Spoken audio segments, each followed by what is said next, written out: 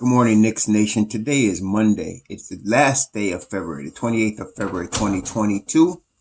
I hope you're all healthy today, that your family is healthy and safe today. I hope that the needs of your family in terms of food, shelter, clothing, as well as health are being met.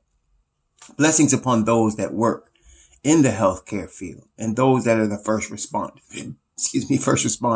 trying every day to save human lives. Blessings upon those that are picking up garbage from streets, sidewalks, highways, trying to keep them clean and disease-free. Blessings upon those that make deliveries for our convenience, and double blessings on the men and women trying to deliver the victims and rescue the victims of child molestation, of pedophilia, child pornography, and pornography, child prostitution and prostitution, human trafficking, sex slavery, and double curses upon the perpetrators, the perverts, and the profiteers who traffic in human misery and suffering. Finally, blessings upon the homeless. Nearly 600,000 men, women, and children on the streets of the United States today, and millions around the world in similar or worse conditions. Blessings upon them, for theirs is the kingdom. There was a basketball game yesterday afternoon, a matinee game between the New York Knicks and the Philadelphia 76ers. Now, I have come to the conclusion that it is painfully obvious that Tom Thibodeau is being spanked by the basketball universe. Why do I say that? This is a coach that prior to coming to the Knicks won as a coach 58% of his games. 58% of the games he coached, he won. I'm almost 59%, 0.587, if I'm not mistaken. Almost 59% of the games he coached, he won. Nobody can argue with that track record as an NBA level coach. Somebody who has coached in the league for decades, have cut his teeth, earned his way, paid his dues, And so nobody could argue that that's a successful coach in terms of a winning percentage. Okay. Some knuckleheads try to claim he's not successful because he didn't win a championship. I hope they are held to the same standard in terms of whatever their profession is in life. Anyway, that by definition is a winning coach. But what many of you have already pointed out, and I now have to agree with you, there have been changes in the way the game is played. Now, there are certain, as I will maintain still, there are certain tenets of winning basketball that have not changed from the beginning of basketball to now.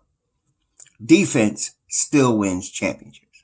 Great defenses will always be in the championship conversation. In any sport, great defenses are always in the championship conversation. And when it comes down to it in the NBA, and you see this every year, but people who don't pay attention don't pay attention. But if you're a basketball person, then you love basketball and you love the game itself. In championship play and playoff contention, the teams that win are the teams that get stops when they need to get stops. Yes, they get baskets, but in the NBA, everybody is talented offensively when you're at the level of a championship contender.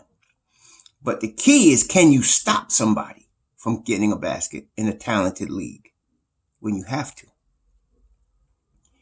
And the problem here is that Tom Thibodeau, for his career, has cut his teeth under the guise of some of the greatest defensive minds in the history of the game.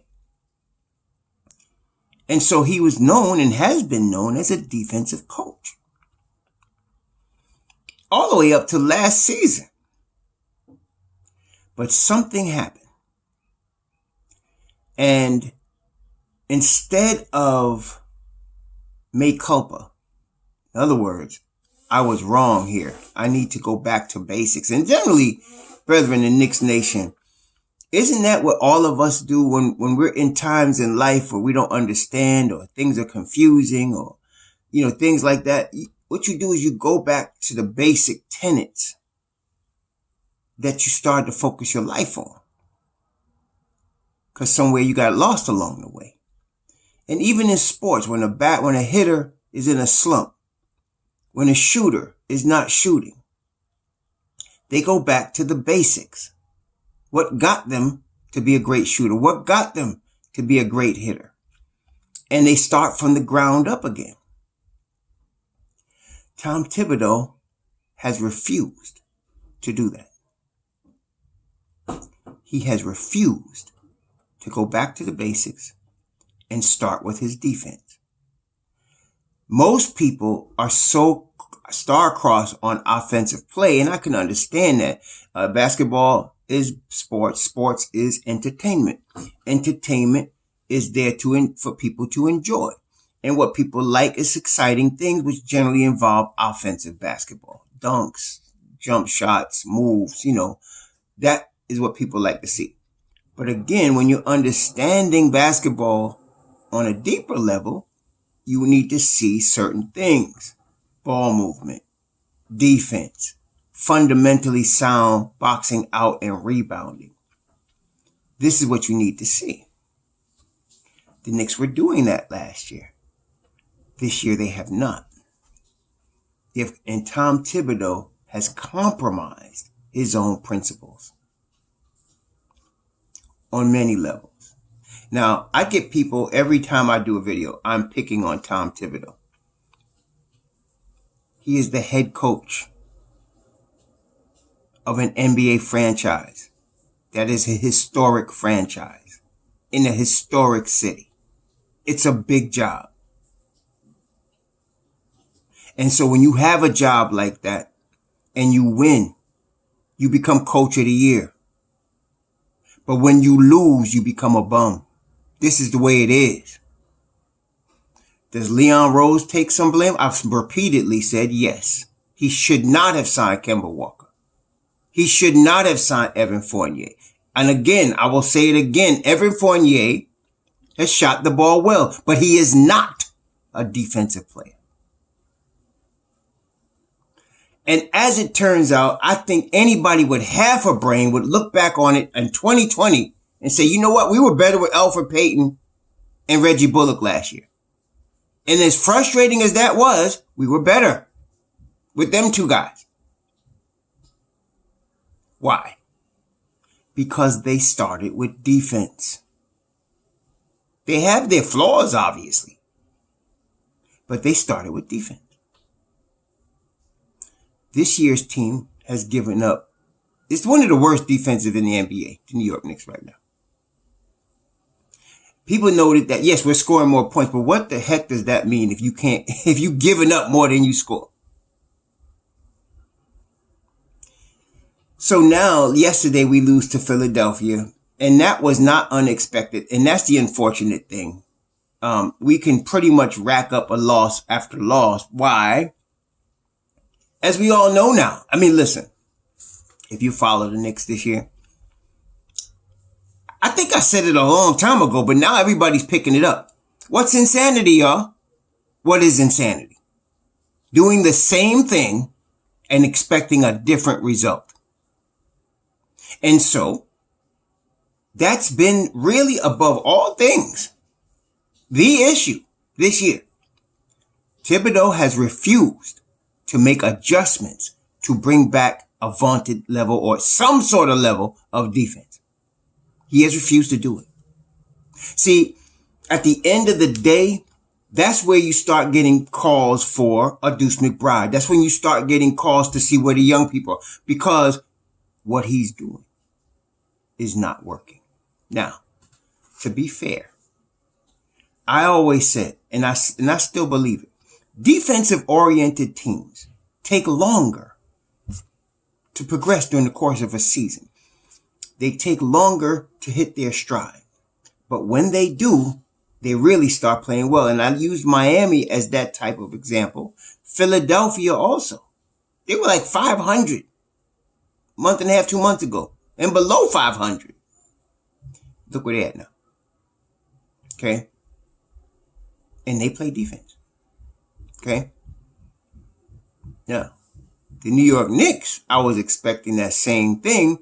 Okay, they needed 20, 30 games as a sample to see what they were doing, to see how they were going. Y'all remember that? And Tibbs said, I need a good sample size. Okay. And then the only move he makes is to pull Kemba. And we still, he pulled Kemba and we go 2-8 the next 10 games. He pulled Kemba this time. And they done lost what? I don't know, 5 straight?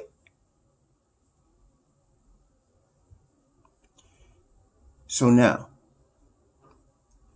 we're looking for wholesale changes, and he refuses to make them. I've seen this before, not necessarily like from a defensive coach, but in coaching in general. When you get a veteran coach who has had past success, they will depend on that past success, right? And what has worked for them in the past. Even when it's very clear it's not working for them in the present.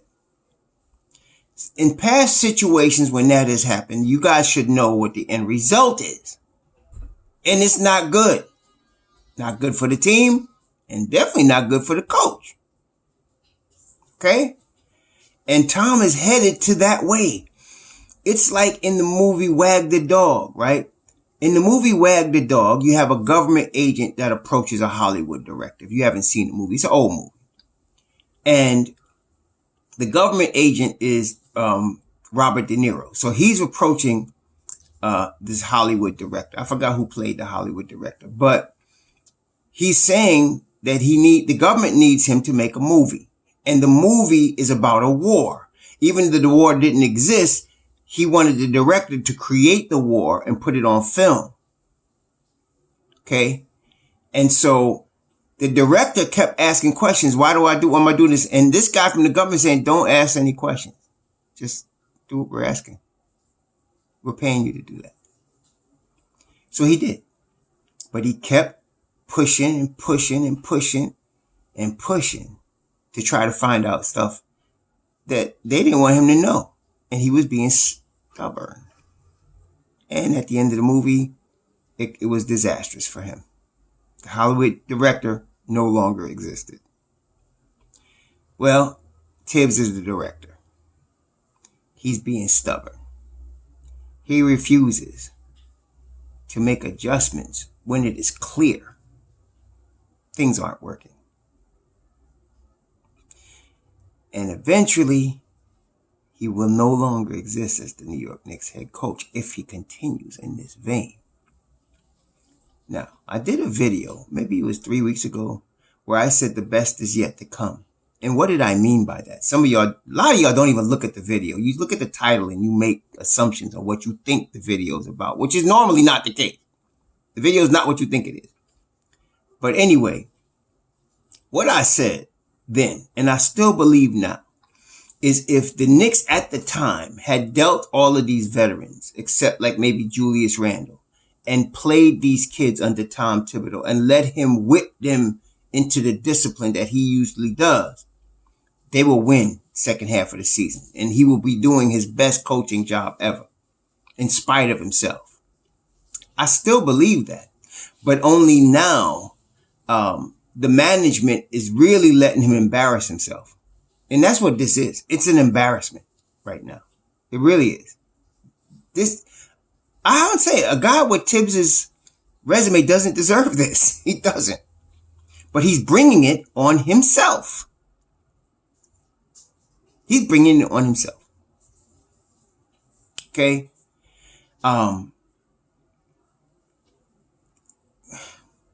Anyway. So, yesterday, the 76ers, they only had 4 guys in double figures. And Joel Embiid led them with 37 points, 9 boards, 3 assists, 4 blocks, Tremendous game. MVP season. I think everybody's in agreement. The MVP this year is Joel Embiid, right? Tyrese Maxey playing the point guard, a real point guard. 7 boards, 3 assists, 2 steals, 21 points. And this is the thing. Yesterday, for example, Emmanuel Quickley, him and Tyrese were backcourt mates at Kentucky. Emmanuel Quickley scored 21 points yesterday. But there's a difference in Tyrese Maxey's 21 and Quickley's 21. Not all 21-point games are the same. Quickley was scoring 21 and he was trying to get his game off because he's been in a terrible slump the whole season. Partly because he's playing out of position as a point guard when he's not a point guard. Maxey's 21 came to destroy the opponent. Big difference. Okay. Quickley shot 5 of 13 from the field, 3 of 7 from 3, 8 for 8 from the line. He's a tremendous foul shooter. 5 rebounds, 1 assist, 1 steal in 26 minutes. You're the point guard. You get 1 assist. Maxey, 37 minutes he plays. 8 of 14 he goes. 3 of 5 from 3. 2 or 3 from the line. He gets 7 points, 3 assists, 2 steals, no turnovers. His team wins by 16. Again, I'm not saying Quickley can't play. I'm saying he can't play point guard full time. That's what I'm saying. He's not a point guard. You see what happens? Stephen Curry spoiled everybody. He come into the league as a point guard, but really Stephen Curry's a shooting guard. Okay? I mean, really.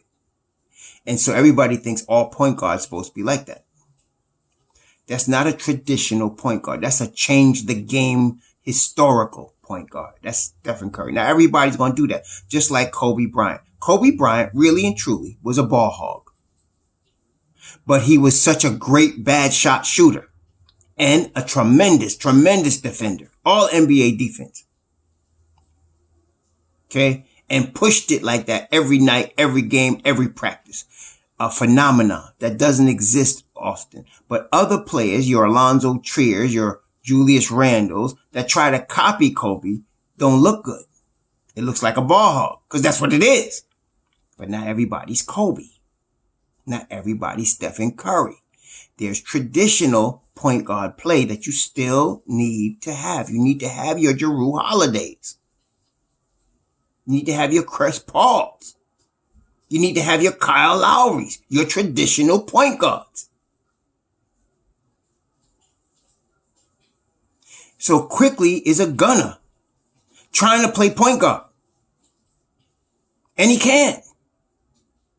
And Thibodeau refuses to acknowledge what everybody clearly sees. Then he's running, even worse, Alec Burks at point guard. Alec Burks is a closer. He's a really average, not a little above average NBA player. He's not a star on the NBA level, but he's an NBA player now. But he's a closer. He's a fourth quarter playoff type dude. He will hit you some big shots when you need him in the fourth quarter. But you don't play him as a full-time point guard. He's a wing that could play the point in spurts. That's really what it is, in spurts. You do not make him your full-time point guard. When he came to the Knicks, he was a poor defender. He has gotten a lot better as a defender since he's come to the Knicks. Before he came to the Knicks, Burks wasn't a real good defender at all. And then last year, he was probably the worst defender in the rotation that Tom played last year. He has become much better this year, but he's still not on level enough to guard opposing point guards. He gets done up every night, pretty much. Okay? He is best suited in Mobb Deep. And you know, if you notice, I haven't mentioned Mobb Deep for a couple of videos. Why? We don't really have it anymore. We don't have it no more. Quickley is now trying to be a point guard. Derrick Rose is out. Alec Burks is the starting point guard. We don't have Mobb Deep anymore. And that's why they haven't been killing the way they would normally be killing. They haven't done it. Last night, They ended up off the bench. The bench ended up scoring, 33 points, and 21 was from Quick because he was gunning. And they didn't really help the cause. They didn't really help the cause last night. It was minus. Usually Mobb Deep is plus. Mobb Deep has saved us many times, but we don't even have Mobb Deep anymore. Okay, we don't. So at this point, I told y'all this before this All-Star break. Some of y'all could bear witness. I said 5 games, including the Brooklyn game. Give them 5 games because they're going to lose.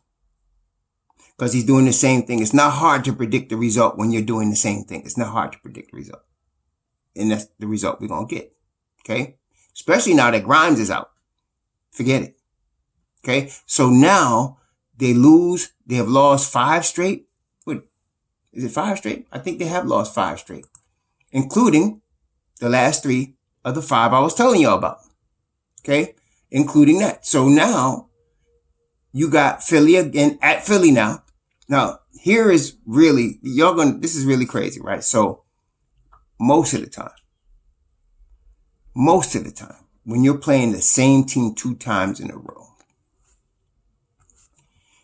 you make adjustments.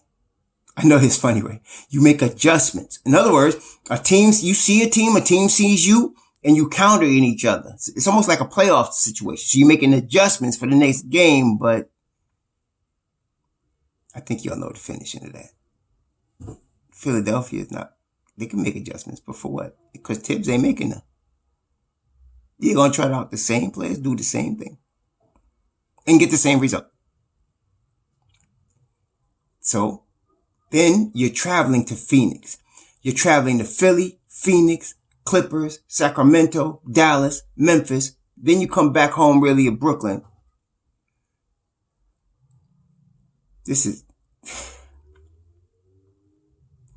So, I'm telling y'all, my prediction, Philly, they get beat. Phoenix, they get beat. Even without Chris Paul, they get beat. And then Dolan explodes. And changes are made. I don't know what all the changes are going to be. And I heard some people, like I said, I heard Bill Tito say something that I was disappointed in him. What changes should he make? What youth should he play? He's playing Obi.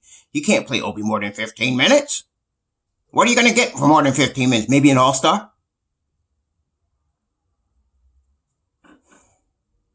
So anyway, I'm not sure all the changes that are going to be made, but I want to see what Deuce McBride has at the point guard. The biggest need is point guard. Look, even with all this crap that is going on this year, if the Knicks had a legitimate point guard, and I'm not even saying it would have to be Deuce, I'm talking about a legitimate NBA point guard, they'd have won a whole bunch more games this year just because of that. Because right now you have a car that's never been really turned on properly because you don't have the key. Okay, that's on Tibbs. You don't have a real point guard to stir this pot. You can do this makeshift stuff for a little while if somebody's hurt for a temporary, but you can't do it the whole season. And so that's what, we would have had. So we never had a point guard this year. Tibbs has played 2 guys that are not point guards, and he's done it stubbornly.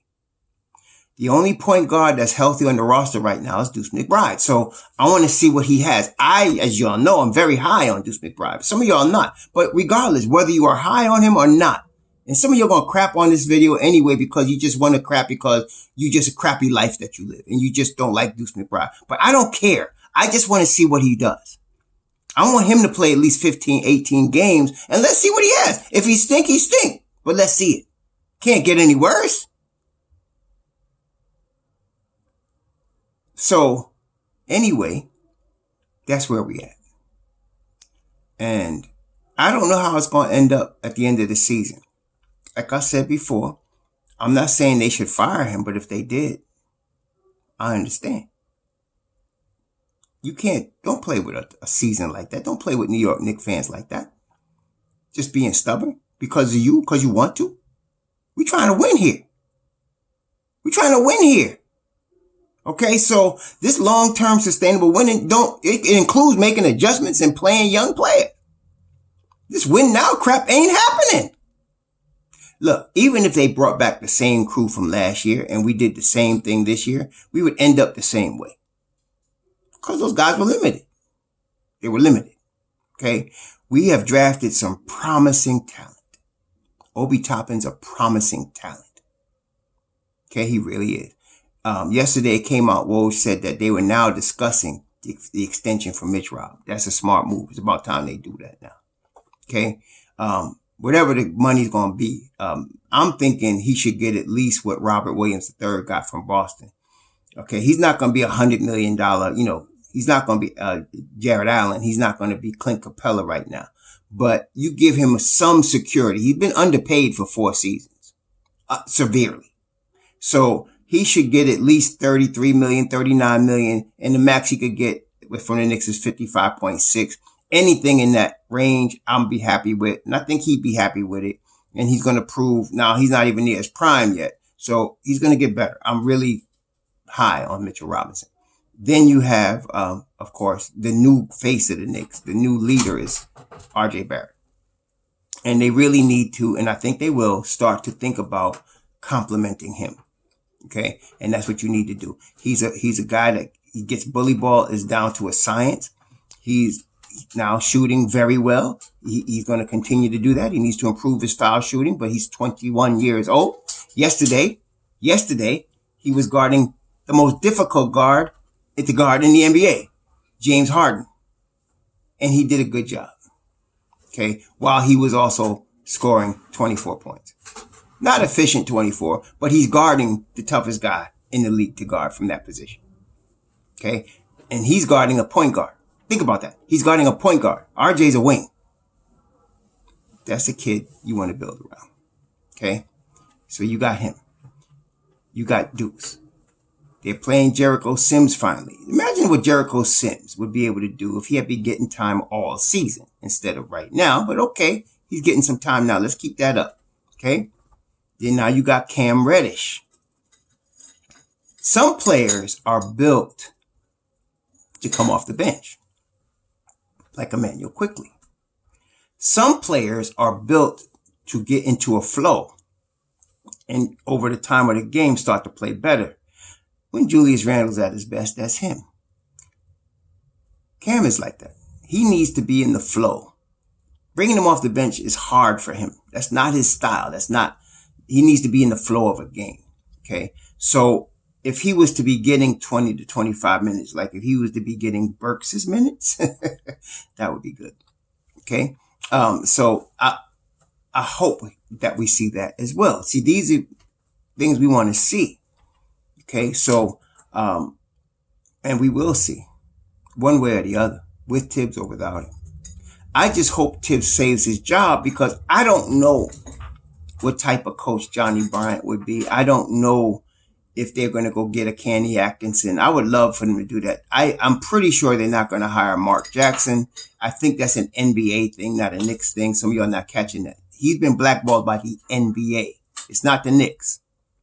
Okay, so I don't think they're going to get him, but I know that Tibbs, for his career, is a defensive-oriented coach. So I'm hoping that we can return to that, for the remainder of this season with the changes that I'm hoping Mount Dolan explodes and makes him make. I'm giving it 2 more games before we see that. So let's see what happens. Wednesday at Philadelphia. Of course, we're going to root for the team. You know how crazy I am, right? I had already knew by the time Saturday night I was looking at the game from Friday night. I knew the Knicks lost, right? But in the last minute of the game, I'm still on my feet. Even though I know they're going to lose, I'm hoping they do something good. See? So we still going to root for our team. I'm still going to do that. But I already know what's realistic, what's going to happen. Okay, so Wednesday at Philly, and then Friday at Phoenix, which is a game I'll see over the weekend.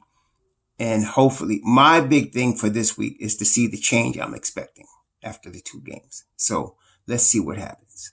In the meantime, happy Monday. Enjoy your Monday. Be safe out there.